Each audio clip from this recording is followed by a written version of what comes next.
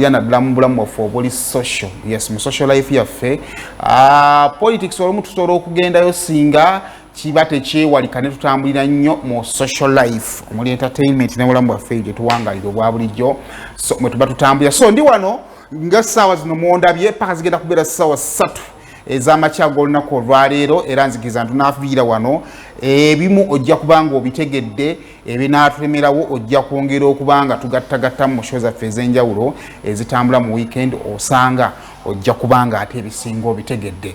Kale tugenda notutandikira wa tutandikire ku mwana Martha. Yes, olunaku olwo tutabadde wano mu Sumula ne twogerako ku mboozi y'omwana muwala Martha agambibwa okubanga yafiiridde mu bbaala emu mu kibuga Kampala. Emboozi ekyali mu developing lwa nsonga nti nno byaliwo kiro poliisi ekyagenda mu maaso okubeera nga ate enoonyereza n'ebifaanaganako bwe bityo. However, buli kivaayo essaawa zino ebimu biruma, ebimu byewuunyisa. Obulamu si bwangu naye ekisooka teri kirungi kiri mu mwana yakamala university akyali mu myaka gye egy'amaanyi kuva mu bulamu bw'ensi eno ng'avuddemu just like that.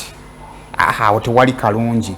Kati omwana oyo gwolaba ku screen yo amanyiddwa nga Martha era nga okusinziira ku bye naakategeerawo some things tubifuna ebimu ne bijja ne bikyuka but according to the information gye nfunye abadde yakamala okugraduatinga from one of the universities mu Uganda.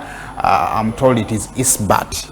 Yes, abadde yakamala okugraduatinga okuva ku university. So abadde atandika butandisi bulamu yafiira mu bbaala. Kakati okusinziira ku mikwano gye bagamba abadde muwala alijjole. Yes, abadde muwala omusanyufu n'ebikwataganako bwe bityo. Ebirala gye twafunyeeko nti ava from one of the big families era mbu taata we ayinza okuba advisor wa mukulembeze wa ggwanga. That is what they are telling us.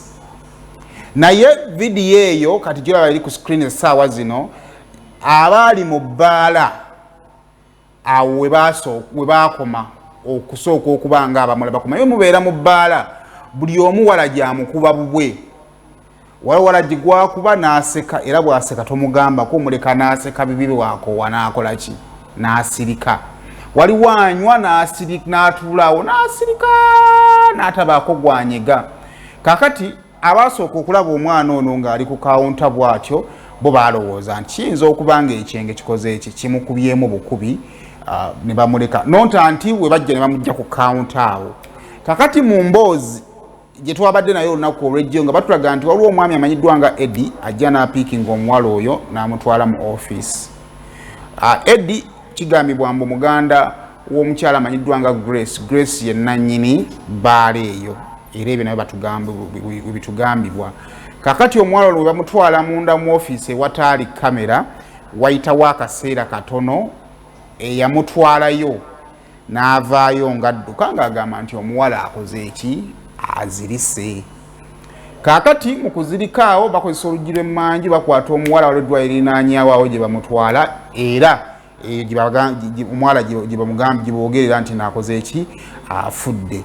Kakati ebyo byonna byabaddewo kaseera katono bamuyingize mu ofiisi bamugye mu ofiisi bamutwale mu ddwaliro bamubike nti afudde. Ebyo byabaddewo byakaseera katono. Naye kati ekibuuzo ekikulu buli omu kyakyabuuze essaawa zino kiki ekitta omuwala. Babadde byanywedde bye ebyavuddeko okufa kwe kabadde kaseera ke olwabagambye nti yabadde blood clot ambagamba nti badde badraginze mu dragging ebifaanaganako bwe bityo. However, tugezezaako okufuna ku baana abakubi b'ebibbaala okwongera okutusiigira ekifaananyi ku biki bye balowooza ebiyinza okuba nga bye byaviiriddeko omuwala ono okufa. Ye omuwala abadde muwala kikaaki abadde mukubi wa ndongo gwabadde mulundi gwe ogusooka okuba nga ajja mu bbaala n'ebifaanaganako bwe bityo. Ye kyekyadde kimuleese awo. Actually kinawulidde nti ku bbaala kabadde alinawo boyfriend. Byonna bikyali confusing naye sooka ompe audio eyo ey'omukuvubuka nga agezaako okunnyonnyola ku bitono ebyabaddewo ng'omuwala oyo tannafa. kati omuwala ayingira asookera mu bbaala anywa wamala okunywa ng'agenda mu ttooyi oyo omwami Eddi abadde yava ku mwenge gwali gumuyisa bubi n'aguvaako ng'omwaka gumu kitundu emabega naye abamulaba babadde bamanyi alina tempe embi avaako mangu sikuba like alina tempe embi kigambibwa mbu omukono gwe mwangu okuba omukono gwo nga gw'omukiga gwanguya okuba omuntu oba okuyomba mangu naye waitress bamutya avaako mangu kati oyo mwami ng'avaayo agende omwala ng'ava mu ttooyi tetumanyi oba anti abase bagambye drink yabadde poisoned naye nga omanyi singa Kampala yaggwawo oyingira ebbaala ne baliwa shots tomanyi oba giraasi evaawo abantu ne banywa kati ekyo kyose tukimanyiiko wafuluma ng'akwata oyo omwana ng'amutwala mu ofiisi Edward Mugabo oyo ye Eddie ng'amutwala mu ofiisi wamutwala mu ofiisi kyetuwulira kamera ziraga nga bayingira ofiisi n'omuwala after some time Eddie alabibwa nga ajja adduka emisinde ebweru agamba omuwala akoze eki azirise yes kati tumanyi oba kamera ez'omunda poliisi yazifunye kuba bagamba ensonga lwaki bagaddewo baagala baleete footage kuba katono waba akola mu accounts kizibu okuba nga teri kamera ya munda omwo era mweri baagala manya ki ekyabaddewo oba omwana baasose mukozesa teri amanyi kwe kukuwa kyova Eddi bamututte munda kati Eddi wawogana waatyo awo muzenwa nga woolagiridde bulungi Somero Road biki awo waliwo kitante eri wali Kampala hospital oba okimanyi nungi nnyo mu kuzaalisa eri kumpi awo kati nga bafuna ambulance nga omwana bamuteekamu nga bamutwala Kampala hospital okutuuka eri nga bampronouncing date iyo Wednesday night mbu mu history omwana yabadde drugs azikozesa bagamba mbu abadde akozesa drugs abadde azikozesa drugs ne drugs za birundi mingi cocaine bichika tetumanyi oba yabadde akozesa drugs ekya poisoning tusobola kiba tusobiro baje ekiri era buli omwesira alitadde ku drugs naye nga ye n'abantu abamumanyi bagamba abadde mukozesi ada akozesa nnyo ezo drugs kati mulimu n'okuwaayiriza mbu kati mezo nanga webadde bbaala tene ate abaana naku zino kimanya abaana tebakyakola bali ku ssente z'abazadde baabwe abasinga kati spending emitwalo 10 ku 10 grams tekiruma mwana nnyo kuziwaayo era kigambibwa oyo cocaine yali mu kutambula ennyo era abasinga bagitaddemu eyo complex ate waliwo ne story endala egamba mbu yafunye blood clot due to anxiety ate osoma okola n'okola google your blood clot ejjangwa either you're so excited you're so happy oba ng'onyiize nnyo kati kyekyo yegiga amawulire agabi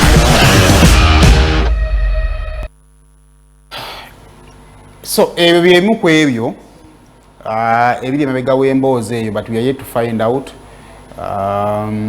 exactly family y'omuwala yeriwa nebifaanagana gutyo naye omanyi waliwo emboozi zosobola ezijja on air wona emboozi zotajja kuleeta kubanga osobola okuleeta emboozi ku mpewo amannya oba ebitundu ebifo byotadde mu mboozi eyo n'ofuna obuzibu bw'oyinza obutaagala naye ekisinga okulumamu nti reports z'abaana first of all abakozesa ebiragalagala mu mabaala ag'enjawulo ziri waggulu kati ate nga munange ekisinga okwewuunyisa nti tebirinnya ate mu baana bantu ba bulijjo biri nnyo mu baana betuyinza okuyita ab'abanene kubanga kakati abaana abava gye tuva agenda mu bbaala ng'alina emitwalo 5 ng'alikunako emitwalo 2 gya booda nga ne mu bbaala alinawo kyali wagenda omuyingiza kati ng'emitwalo 3 gyafisizza gyakufuna ka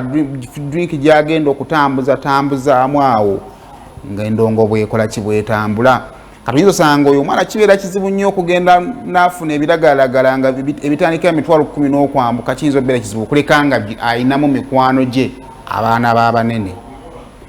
Kati abaana basobola okwakisesinga ebiragalalagala ebyo ojja kusanga mwana wa minisita mwana wa gavana waki sima mwana waki. Kati kyo kikyasinzira ddala okubeera ekizibu essaawa zino mu mabaala abaana beekubisiza ddala ebyaddala ate nga ssente si zaabwe sente bazijja waka.